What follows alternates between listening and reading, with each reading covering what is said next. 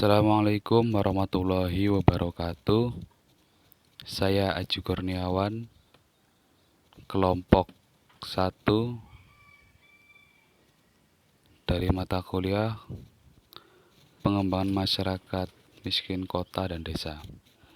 Dalam kesempatan kali ini saya akan menjelaskan tentang tema kemiskinan dan konsep teoritisnya.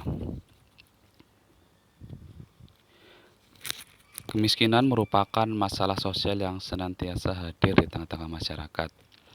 Khususnya di negara-negara berkembang, kemiskinan senantiasa menarik perhatian berbagai kalangan, baik para akademisi maupun para praktisi.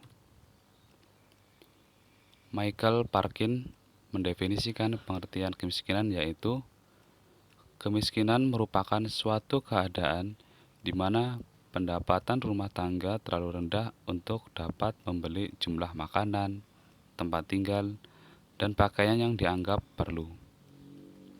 Paul Samuelson juga mendefinisikan kemiskinan sebagai kemiskinan adalah suatu kondisi di mana orang memiliki pendapatan yang tidak memadai. Dan dalam bukunya Supriyatna menyatakan bahwa kemiskinan adalah situasi yang serba terbatas yang terjadi bukan atas kehendak orang yang bersangkutan. Suatu penduduk dikatakan miskin bila ditandai oleh rendahnya tingkat pendidikan, produktivitas kerja, pendapatan, kesehatan, dan gizi serta kesejahteraan hidupnya, yang menunjukkan lingkaran ketidakberdayaan. Kemiskinan bisa disebabkan oleh terbatasnya sumber daya manusia yang ada, baik lewat jalur pendidikan maupun baik pendidikan formal maupun non-formal, yang pada akhirnya menimbulkan konsekuensi terhadap rendahnya pendidikan informal. Lebih lanjut lagi, Profesor Amil Salim mengemukakan 5 karakteristik penduduk miskin. Kelima karakteristik penduduk miskin tersebut adalah 1. Tidak memiliki produksi sendiri. 2. Tidak mempunyai kemungkinan untuk memperoleh aset produksi dan kekuatan sendiri. 3. Tingkat pendidikan pada umumnya yang rendah. 4. Banyak di antara mereka yang tidak mempunyai fasilitas. Dan 5. Di antara mereka berusia relatif muda dan tidak mempunyai keterampilan atau pendidikan yang memadai.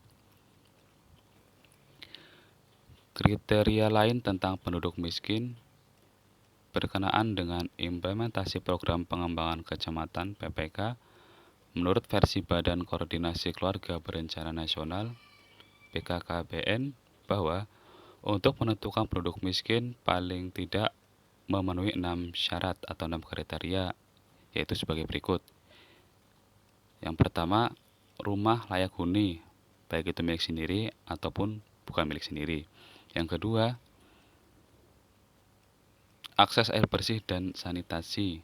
Yang ketiga, pendapatan atau dikonversi dengan pengeluaran. Yang keempat, kepemilikan aset, termasuk di sini rumah ataupun kendaraan yang ada di rumah dan juga perabotan yang ada di rumah. Yang kelima, frekuensi makan lebih dari 2 kali sehari dan kualitas gizi makanan.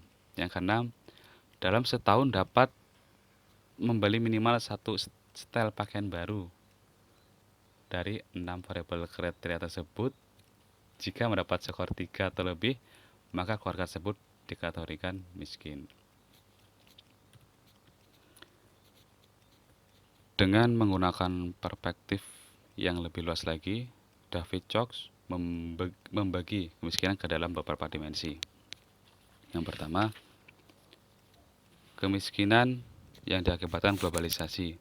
Maksudnya apa? Karena globalisasi menghasilkan pemenang dan yang kalah. Pemenang umumnya adalah negara-negara maju, sedangkan negara-negara berkembang seringkali semakin terpinggirkan oleh persaingan dan pasar bebas yang merupakan persyaratan globalisasi.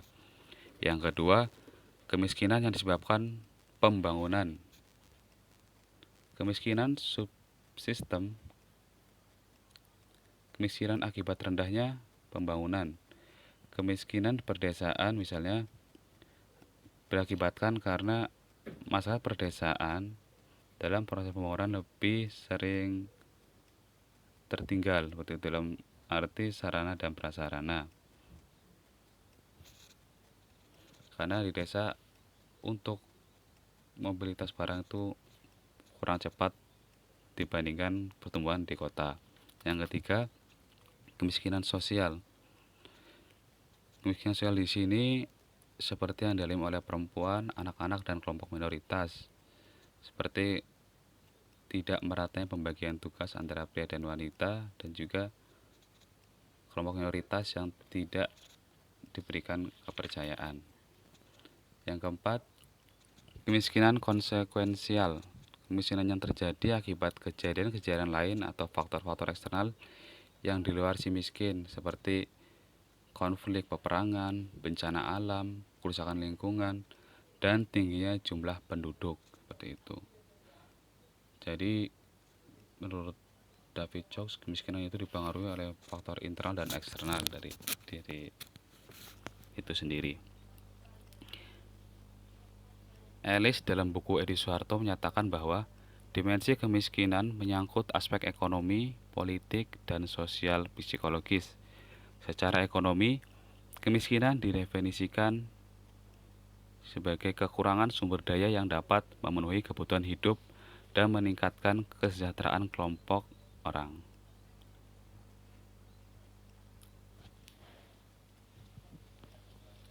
Berdasarkan konsep ini, maka kemiskinan dapat diukur secara langsung dengan menetapkan ketersediaan sumber daya yang dimiliki dengan menggunakan standar baku yang dikenal dengan garis kemiskinan. Poverty line secara seperti ini sering disebut metode pengukuran kemiskinan absolut.